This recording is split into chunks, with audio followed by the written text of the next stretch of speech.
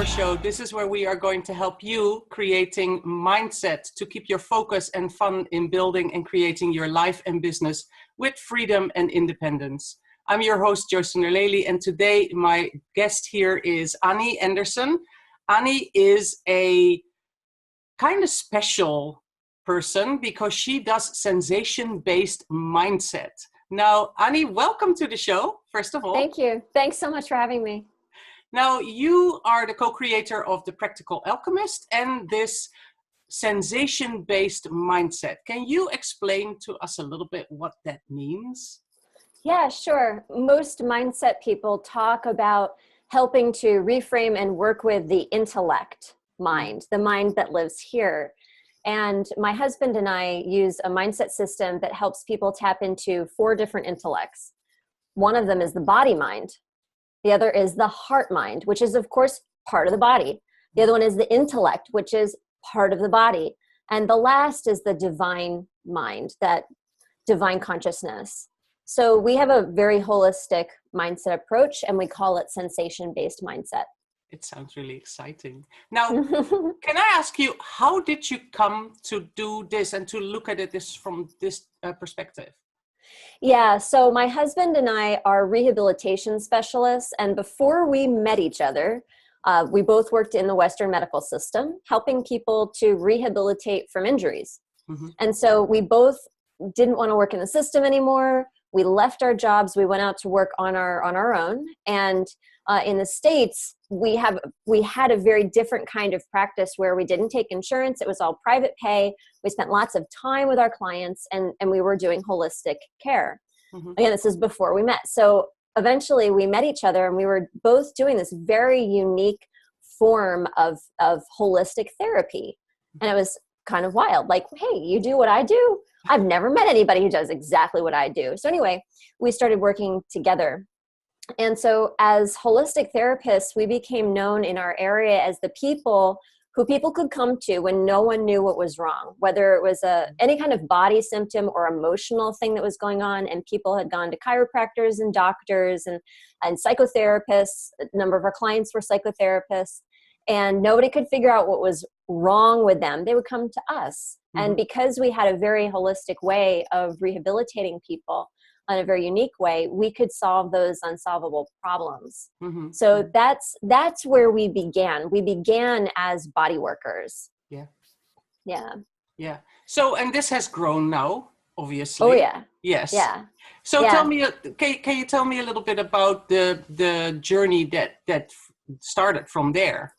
Yeah, so we realized that whenever anybody was going through something where they had any kind of body symptom, there was something else that was going on too. There was some kind of relationship problem going on that was really causing the body stuff. So whether it was a relationship with another person, or it was a relationship with oneself, or a relationship to the divine, meaning whatever it is that we think is greater than us. Like mm-hmm. There was always a relationship problem that seemed to be at the root cause of the body issues.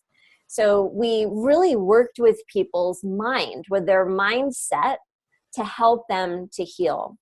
Mm-hmm. And it wasn't until for us, and we had a pretty successful business and gig going on, but we wanted to reach a larger audience. And so we started to contemplate, how can we reach a bigger audience with what we do? And we knew that one of the things that had to happen was we couldn't just have hands-on people anymore.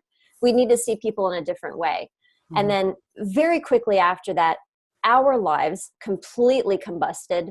Our business fell apart. Our marriages, we were married to other people. Those fell apart. Everything fell apart in life. And we became our own clients. So we had to figure out what the heck was going on and use our own things to help us to heal. Yeah. And what we realized when that happened was, well, it for me, it knocked me off of my pedestal a little bit, because I think, I thought so highly of myself, of what I could do in the world, but I couldn't help myself. And that was very humbling. Yeah. It was very humbling. So it really forced me to take a very close look at what I did know how to do, how I was helping others, and what was missing from mm-hmm. my system and my life, to be able to put the pieces together. And one of the biggest things that came up in my own both healing and reaching for higher successes, not just healing the past and getting back to baseline, but really getting to the point where my life was better than it had been before, was the fact that I had become very emotional. So in the past, I was the person who could basically think myself out of situations, but I wasn't anymore. I was just very emotional, meaning that I could be really happy, I could be really sad, I could be really angry, and I didn't know what to do about that. Yeah. So what I started to do was take the concepts of mindset and start to approach my body sensations, my emotions from that aspect. For example, you probably have talked with somebody on the summit about reframing thoughts. So we have a thought and we're going to reframe our thoughts. Well, you can do that with your sensations. And when we're having any kind of emotional reaction to something, that emotional reaction has a thinking quality associated with it. And it also has a sensation quality associated with it. It has both. So when we just go with the intellect, sometimes it works, but sometimes our sensations take us out. Yeah. But when we know how to reframe our sensations too, then we're working with, again, I'm using the word holistic, the whole emotional component of what's going on with us. And we actually can't be taken out. Yeah. So that's possible. And that's what I learned how to do with myself when I was healing from my life's falling apart. And what I came to realize going forward was your life doesn't have to be a mess to really, really benefit from using these things. Yeah. It was something that we really did use with our patients who had pain before. It was something we used with our patients who had stress. But it's an approach that can be used when someone wants to propel their life, because anytime we go to do something different, we're stepping outside of our comfort zone, and it's uncomfortable. And the place that it's uncomfortable is the body. Yeah. Yeah. Anywhere. And you're so right. We are completely connected. Everything in our bodies and minds is connected. So it is silly to just focus on one part, to heal one part and not look at the other part. It's so true. Yeah. Yeah. Yeah, exactly. So, because some people, when you say the word mindset, they think it is all about sort of forcing you to think in a certain way and that will make it okay. But it's not that. It's looking at the whole, right? Can you perhaps explain a little bit? So how, if somebody gets stuck in their progress, because I work with women that get stuck in running their business or starting their business. They might have an idea to start, and they the initial pace is good, and then they get stuck, and then they don't know how to go forward. Or they've been running for a while, and some things pop up, as you say. Sometimes your life falls apart, more or less, more or less severity, but things happen, and then how do you keep going? What would be your trick to give them? Yeah, that's a great question.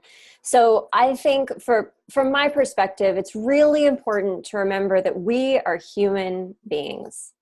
So sometimes we don't want to have these emotions because they can derail us. But the fact is that when we use our emotional content as a human being, we can use it to really help propel us. So sometimes when we're stuck because we're not feeling enough. We haven't really tapped into that root of passion and what matters to us to help to get in motion, move us to a place where we're really like, we're feeling it, and we can go forward. So there is that component of emotions, being able to use them to light a fire. That's important. There's also this thing about how emotions can come up and they can sabotage us. And it really feels like when that happens, I'll give you a metaphor. It's almost like being washed under a wave in the ocean. When that happens, I don't know if it's ever happened to you, but it happened to me when I was a kid. You're kind of stuck, like you can't just get up right away. And when you're in an emotional reaction that's part of a self-sabotaging story, it feels like that. You're in it and you can't get out of it.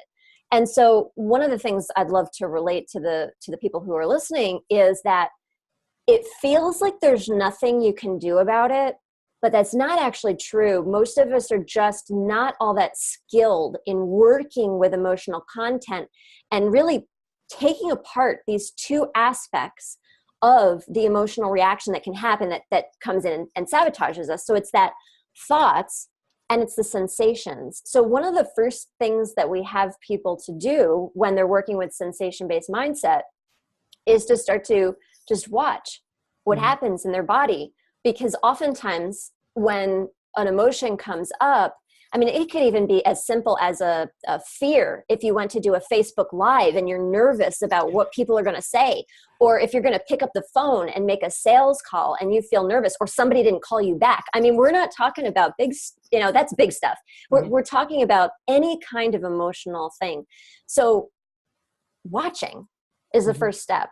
Watching what happens in your body. And it's interesting because it's just like if a robber was running down the dark alley and a spotlight got put on them, they might go, oh, like they're caught, right? Yeah. So a lot of times once we start to watch our sensations, that's what happens. They can start to, dissipate or get bigger or get smaller. It's quite interesting because they're patterned responses, just like our thinking is.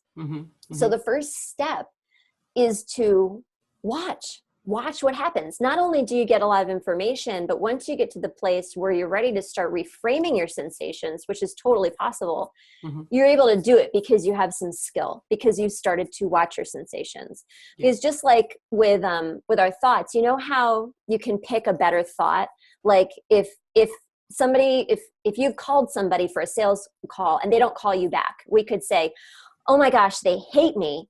Or we could pick the thought of, they just have been really busy. I'll call them back because that would be really a nice thing to do. Right. So we can pick our thoughts. It sounds crazy to say it because most people aren't used to this, but to a large degree, we can really pick our sensations, which is wild, but it's true. Yeah. We can pick our sensations. And so many people seem to always pick the one that worries them the most. That's so true. Why is that? Has that something to do with really not that much self-worth for most of us? I have a little theory about that, actually.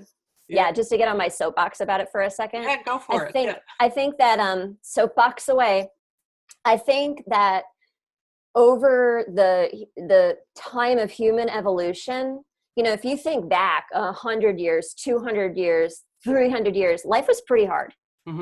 We're in a time now where life is easier than it's ever been before. Life was pretty hard. And so the language that we have based on our past experience as humans is really about hard stuff. We see that when we're talking about the intellect too. We seem to perseverate and talk about how things are so hard when we could focus on the things that feel good, but we don't. Or think the thoughts that feel good, but we don't. And it's the same thing with the sensations. I think we're used to, and our language is so much better to describe our pains. Like, I don't know about you, but I don't know that I've ever run into somebody at the grocery store who's told me, oh, my shoulders feel so fabulous today. No. Never has anybody said that, right? No. I mean, it's kind of funny to even talk about. The only way that we really have to talk about our pleasurable sensations is sex, and we're not talking about that at the grocery store either. No. So our language around how good we feel in our body, it's just we're not used to it. So do you think that we should do that more? I think we should all, go to the grocery store and talk about how good our shoulders feel. But in all honesty, I was in holistic care for about 15 years before I started doing more life coaching. And so it became obvious to me at that point in my career that the people who had pain were really focused on their pain a lot. And so I would help them to focus on anything else that wasn't painful, right? Yeah. So that they were being able to shift their focus in their bodies. So it occurred to me, like, what if I did that? Like, what if I paid attention to my mouth right now and said to myself, wow, there is no toothache. That is so exquisite. Because it's just horrible when we have a toothache, right? Like, wow, my mouth feels awesome right now. I'm really happy about that. My feet feel so good right now. I'm really happy about that. I literally started to make that a practice in my life. I go for a walk every day and I'd start to just feel that my body felt good. Mm-hmm. And I think there's something to it. I haven't been sick in 5 years. Mm-hmm. 5 years. I have not had a cold, a flu, a nothing. And I attribute that to two things. Focusing on the places where my body feels good and getting enough rest. Like, I don't think that can be understated. Mm-hmm. But Mm-hmm. yeah, I think that's a hugely amazing practice. Yeah. Yeah. I agree that focusing on the good things is always better. I've been training myself actually for quite some time now to try and speak only in positive language. So instead of saying, "Oh, this isn't half that bad," which is a silly sentence, and I just heard it, somebody use it last week, and I said to her, I said, "You can actually say this in a very positive way, But I mean, those are the sentences, those are the ways that we use language as well. Often there's multiple negatives in a sentence to describe a positive emotion or a positive situation. So I've actually really been focusing for myself to avoid those things. If I catch myself trying to use a negative word, I immediately try to flip it and use a positive word. Yeah. Which It's makes such a habit. Yeah. And it's ridiculous once you start to notice that. Because then you start to hear how so many people constantly live in negative surroundings then, because they use the negative words in the sentence, even if they describe something nice. And they will focus on the pain in their body rather than there's so many things that are good in their bodies. Yeah. We're just, our nervous systems are just trained.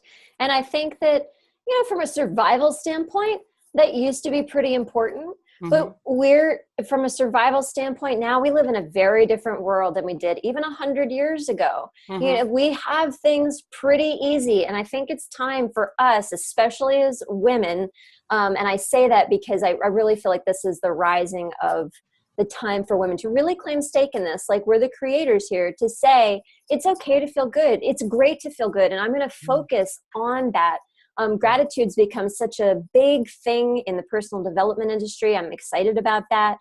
There are times when I can do that really easily, and sometimes when I can't. And when I can't, there's so many things that we're just not even used to thinking about that we can feel grateful for. Like, for example, the fact that you don't have a toothache right now. That's really, those simple things are really huge. So in your own life, do you have certain practices to keep you focused on positive things? Do you ever get into little dips yourself? And how do you? Oh my God, yes. And how do you pull yourself out then? Absolutely, I do. So one of the things that is really important to me to maintain my positivity is to move my body every day. So I take the first hour of my day is always in body movement. And I'm a very high energy person. So a lot of times for me, that looks like exercise. Sometimes it looks like a more gentle practice like yoga or qigong, and something that's simpler, or even just dancing.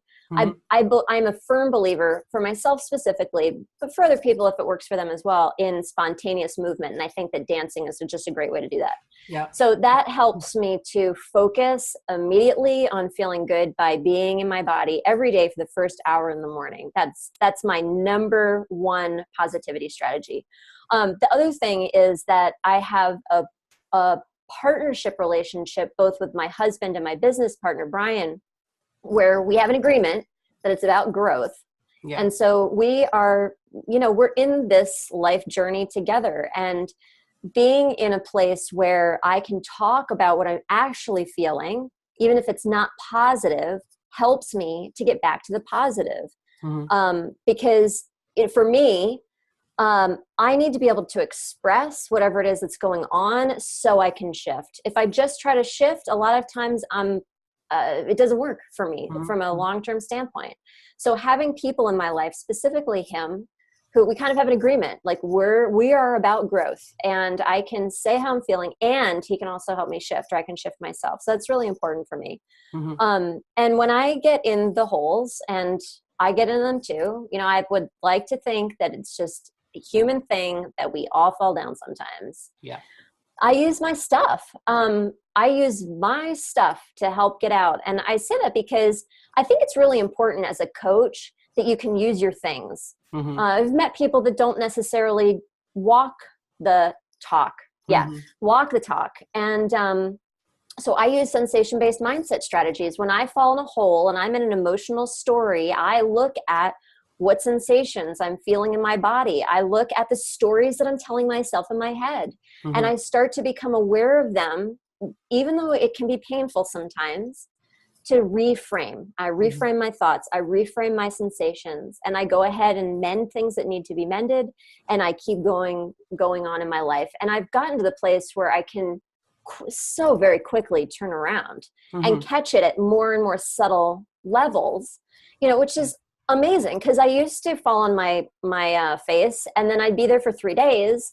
Yeah. And now it happens like in the blink of an eye when I'm in the shower and I get out and I'm it's different. I'm fine now. So it's a skill. I think it's so important for people to understand that mindset is not just a skill, but a lifestyle. It's not about learning it once and getting it right. It's about learning skills so that you can keep going through your whole life, because life is going to keep showing up. We hope it does.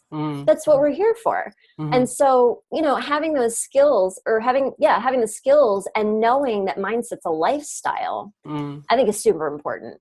Yeah. Yeah. I think they are tools that you can practice and you can get better at, right? As you said, now you can catch yourself and move through a difficulty really, really fast. And I just spoke to somebody last week, and she said she still is in this place where when something happens, it takes her 2 weeks to get out of it, because she falls down into pity, and all those kind of things happen. And do you think having Brian there as your more or less accountability partner as well, then that makes it easier, and that having somebody to keep you accountable makes that easier? Well, not everybody has to have their partner. No, I'm laughing because I thought you were going to say makes it harder. Oh, so that's funny. It's both. Oh, it's both? It both makes it easier and harder, because there is no place to hide. Like, my accountability partner is with me at home and at work, and he is there. Like, he's not here right this second, but he will be in 5 minutes. Like, he's always here. And I love him. Yeah. And he's my husband. And so there's this dynamic. He's, he's the person who's parenting my children. There's this dynamic about it that makes it both easier because I love him, and harder because I love him. So it's both, but embracing both I think it's been one of the biggest learning experiences of my life, to be able to embrace both, because whether we're talking about Brian, or we're talking about our sensations, or we're talking about our thoughts, like whatever we're talking about in life, one of the greatest gifts of my life has been the fulfillment that has come from living into both sides of me. I used to really push away anything negative, and it was like holding a dam that was going to break, and it did, by the way. And it did. But now when things come, I can deal with them. I can move on from them. I actually, if I can share, I have a very different definition of success than I think a lot of people do. My definition of success isn't that you reach your goal. It's that you use everything that comes to pass. It's that you use everything as an opportunity to grow. So I'll give you an example. We eat a lot of vegetables at our house, and we get our vegetables from the farm that's right down the street. So what we do is we cut off the ends of the carrots, and we peel the onions, and we cook with them, and then we take the scraps and we put them in the compost. And then the compost actually goes back to the farm. The compost goes back to the farm. It gets mixed with the manure, and it fertilizes the soil for next time. And I feel like for us, that's a great metaphor for life, because stuff is always going to come up. And we have the opportunity to take that stuff that goes in the compost and all of the manure and fertilize our next experience, and use it as a learning opportunity or not. So Yeah. for me, success is really about looking at everything that happens and not missing a beat to learn from it, Yeah. to Yeah. further our success, not getting it right. But also then not leaving things that happened in your life for being a failure or not worth it or something that's gone wrong. It is just something that you can learn from and and use into your future life. Yeah. Yes, exactly. It's been my experience with my clients that as they're really becoming intentional about what they want to create in their lives, I'm going to say specifically with entrepreneurs in business, as they're looking at what is my unique contribution, we'll enter into that. And then as we go, they are going to collect every unused, underutilized aspect of, of their lives, from their childhood, from their teen years, from their early years. All of that becomes a piece of what their unique contribution is to the world. And I think that's just one of the most beautiful things to watch. It's so powerful. Yeah, I agree. And it sounds amazing. You have different things that you work with. You have this Find Your Soul's agenda. You've got the Find Your Light. Can you explain a little bit about those components in your work? Yeah, the Find Your Soul agenda process is one that we do with all of our clients, whether they're in group or private clients for us. And it's purpose work. Some people come to us asking for it because they want to know what to do with their lives. And that's great because it helps people to develop that. So I don't want to negate that. But what it really is, between you and me, what it really is... And you're allowed to listen in. Yeah, everybody else is allowed to listen in. It's a process to help somebody find out what their being state is. How are they uniquely programmed to be in the world? And what it does is it highlights how we really want to feel, but it also really highlights the places that we're not paying attention to, we sabotage ourselves from, or we don't want to face in terms of how we don't want to feel.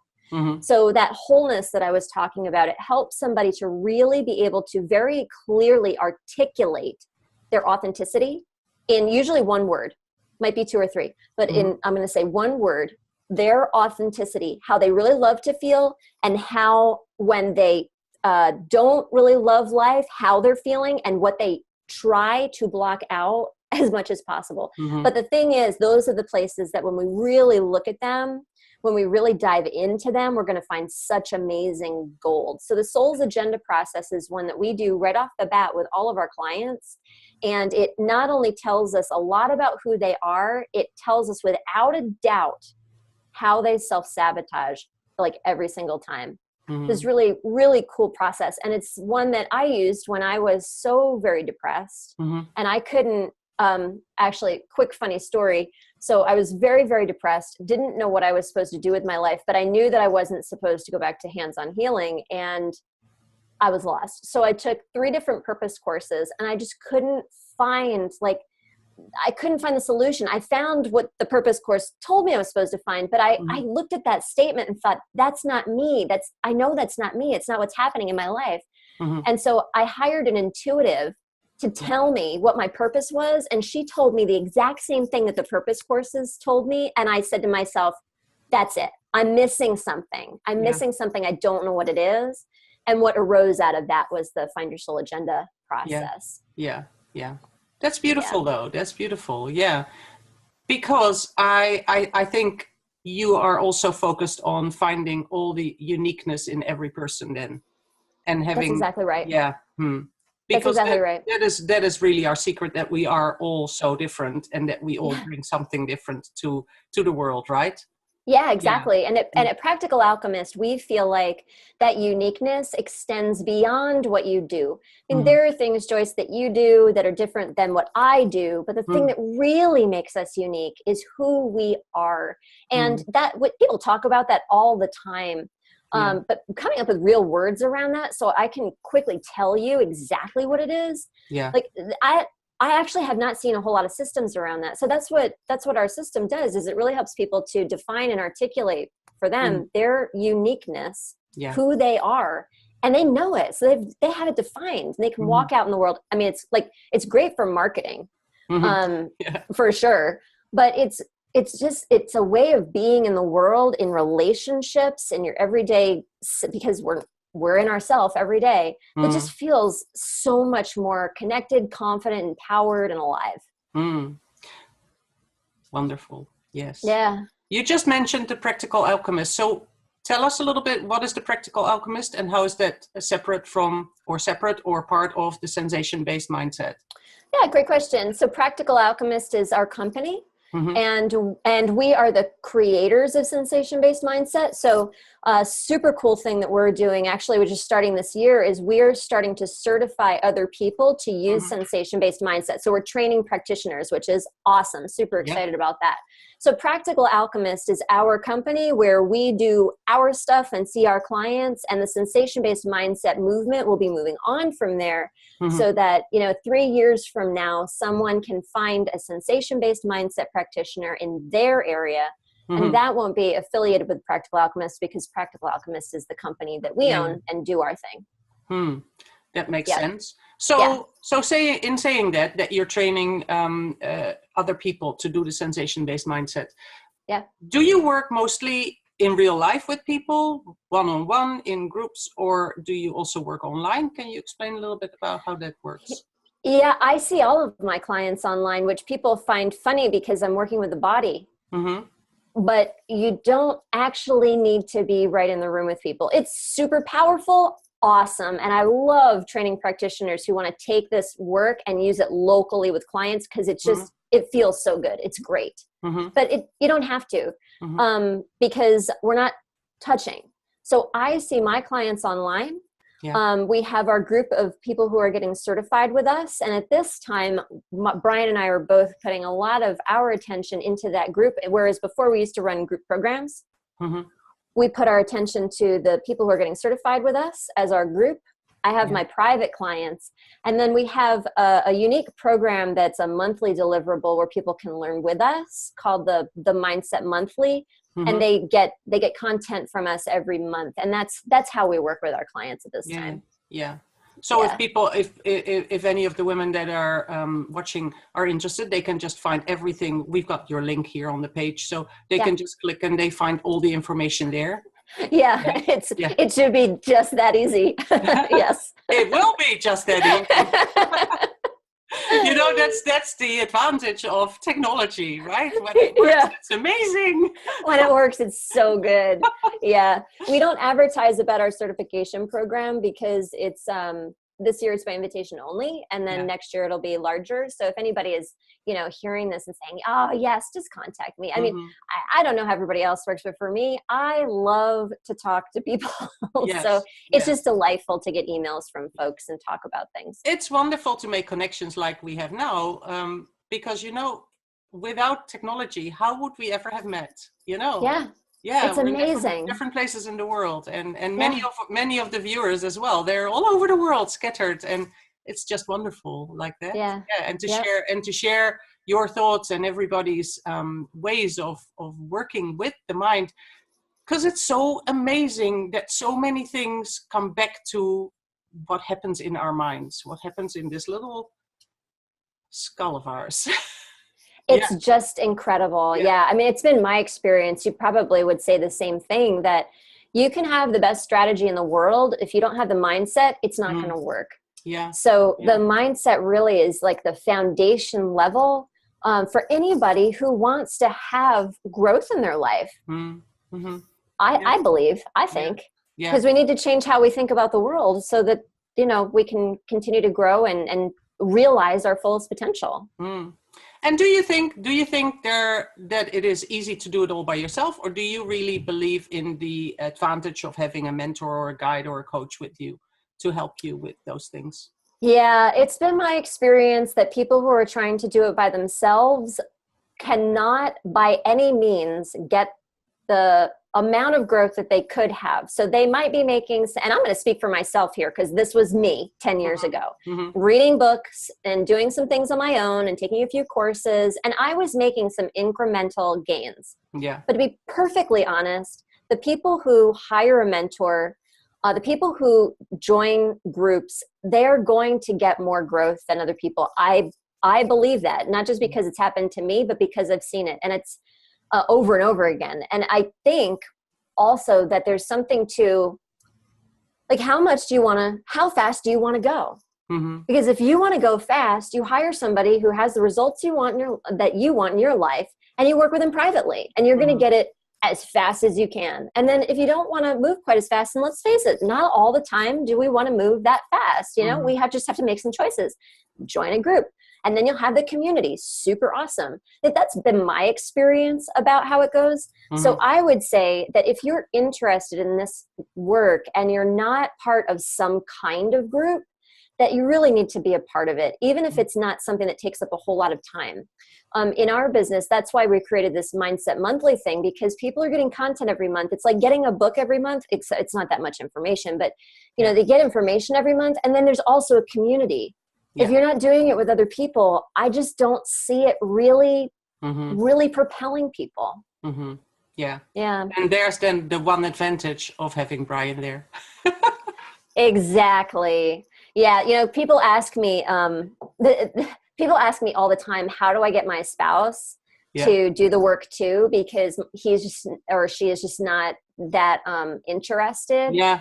And I've got to tell you, it's been my experience that the way that you do that is not through prodding them. It's through inspiration. Yeah. I've seen this time and time again. And also your partner may do the work in a very different way. And I'll share a very quick story about this. I had a client who really wanted her husband to do the work with her.